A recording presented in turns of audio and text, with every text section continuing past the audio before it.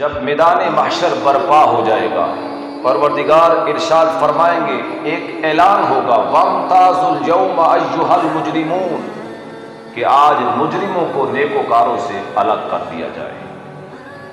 جب فرشتے نیکوکاروں کو الگ کریں گے اور منکرین، مشرکین، منافقین کو الگ کر دیا جائے گا، تو پھر وہاں پر کچھ سادہ اہل ایمان کہیں گے کہ اے پروردگار، یہ لوگ تو دنیا میں بڑے متقی نظر آتے تھے، بڑے پرہیزگار نظر آتے تھے، ان کا ظاہر دین جیسا تھا۔ تو پروردگار ارشاد فرمائیں گے کہ اے بندو، تم تو لوگوں کے ظاہر کو دیکھتے ہو، میں باطن کو دیکھتا ہوں۔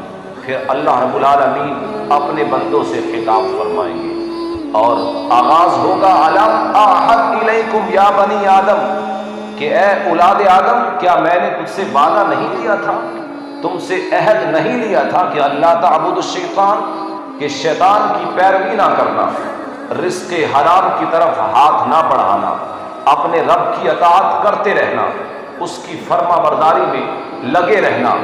تو اللہ رب العالمین فرمائیں گے، انہ لکم عدو مبین، میں نے تمہیں یہ بھی بتایا تھا کہ بے شک شیطان تمہارا کھلا دشمن ہے، مگر تم اس کی پیروی کرتے رہے۔ وَأَنِ اعْبُدُونِی، میں نے تم سے فرمایا تھا کہ میری ہی عبادت کرنا، ھذا صراط مستقیم، یہی سیدھا راستہ ہے، اسی پر چل کر تم جنت کے بالا خانوں میں پہنچ سکتے ہو، مگر تم اس کے برعکس جہنم کی طرف دوڑتے رہے، بھاگتے رہے۔ میرے فرشتے تمہارے پاس رزق لے کر آتے تھے، مگر اس کے بدلے میں تمہاری برائیاں، تمہاری بدعمالیاں، تمہاری نافرمانیاں مجھ تک پہنچتی رہی۔ تو عزیزان گرامی، اللہ رب العالمین ارشاد فرمائیں گے، وَلَقَدْ أَضَلَّ مِنْكُمْ جِبِلًّا كَثِيرًا، تم میں سے کثیر خلقت کو اس شیطان نے بہکاوے میں ڈال دیا۔ أَفَلَمْ تَكُونُوا تَعْقِلُونَ، کیا میں نے تمہیں عقل نہیں دی تھی، شعور نہیں دیا تھا؟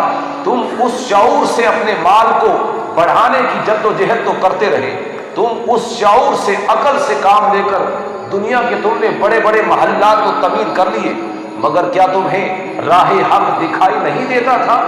عزیزان گرامی، پھر ارشاد ہوگا، ھذہ جہنم التی کنتم توعدون، یہ ہے وہ جہنم جس کا تم سے وعدہ کیا گیا تھا۔ جہنم کی بھیانک وادیوں کو دیکھ کر انسان تڑپ جائیں گے۔ حضور علیہ السلام نے فرمایا کہ جہنم کی گہرائی اس قدر ہے کہ اگر 100 سال قبل ایک پتھر اس میں پھینکا جائے تو 100 سال کے بعد وہ اس کی گہرائی تک پہنچتا ہے۔ جب جہنمی جہنم سے پکاریں گے، ان کی پکار 100 سال کے بعد رب تعالیٰ تک پہنچے گی۔ آگے سے ارشاد ہوگا کہ تمہیں اسی جہنم میں رہنا ہے۔ 100 سال کے بعد وہ جواب ان تک پہنچے گا۔ اسی اسنا میں 200 سال کا وقت گزر جائے گا۔ اصلوھا اليوم بما کنتم تکفرون، پھر اللہ رب العالمین فرمائیں گے، جاؤ اس جہنم میں، یہ بدلہ ہے تمہاری نافرمانیوں کا، جو تم دنیا میں اپنے رب کی نافرمانیاں کرتے رہے، بدعمالیاں کرتے رہے۔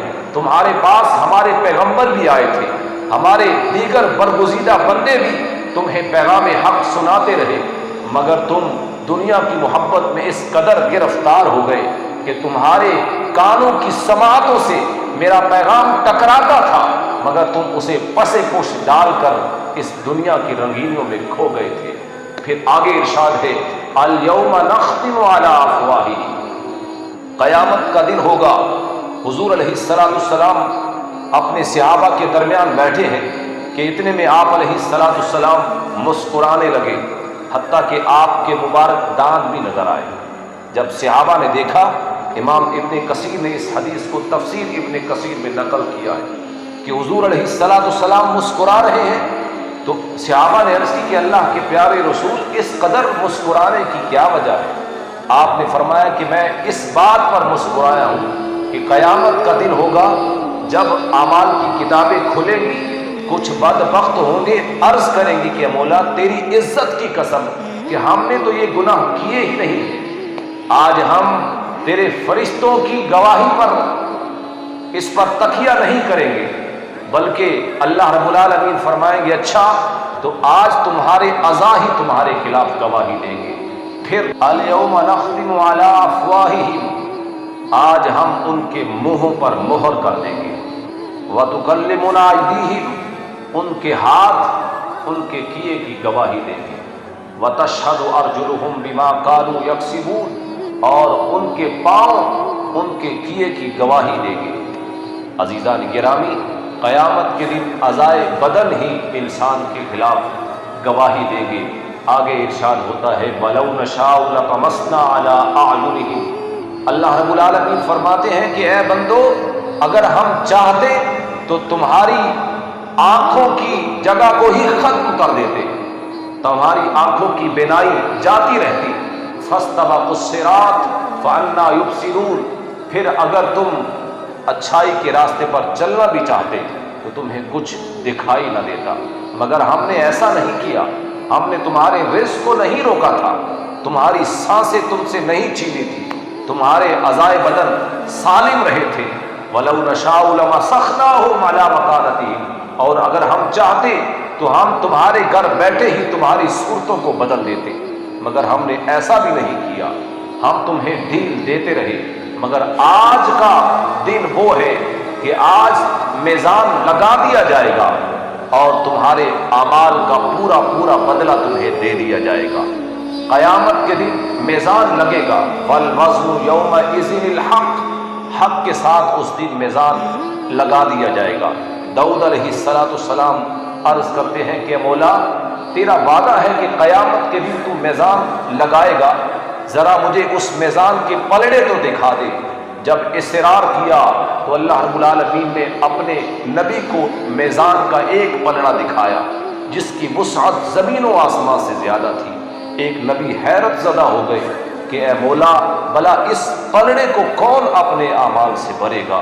تو اللہ رب العالمین نے فرمایا کہ اے داؤد، جب میں اپنے کسی بندے پر راضی ہوتا ہوں اور وہ خالصتاً میرے لیے ایک کھجور کے مثل بھی عمل کرتا ہے تو میں اس چھوٹے سے عمل سے اس میزان کو بھر دیتا ہوں۔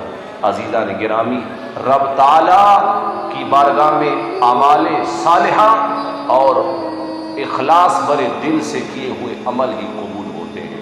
اللہ رب العالمین سے دعا ہے رب تعالیٰ قبر سے لے کر حشر تک کی تمام منازل ہمارے لیے سہل اور آسان فرمائے۔ بقیہ موضوع انشاءاللہ العزیز اگلے جمعہ المبارک